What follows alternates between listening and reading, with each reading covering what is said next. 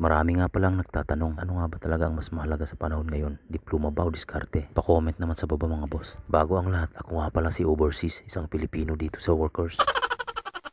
Para sa akin naman talaga, may advantage naman pag may diploma ka. Yun lang naman ang lamang mo sa taong madiskarte, diploma. Kasi kahit may diploma ka, kung wala ka namang diskarte, wala rin silbi. Paano ko ba nasabi na mas advantage ang may diploma sa panahon ngayon? Hindi na kasi gaya ng dati na maraming libre. Bawat galaw mo sa panahon ngayon may katapat ng halaga. Habang paangat kasi ng pangat ang teknolohiya, doon pumapasok ang diploma. Kaya ka nga nag-aral, di ba? Para sa mas mataas na posisyon. Pero mahirap aminin ang katotohanan. Maraming nakapag-aral na tambay sa ngayon. Hindi natin alam o baka naman sadyang tamad lang. Kaya payo ko sa mga kabataan ngayon, mag-aral kayo ng mabuti. Bigyan nyo ng halagang paghihirap ng inyong mga magulang.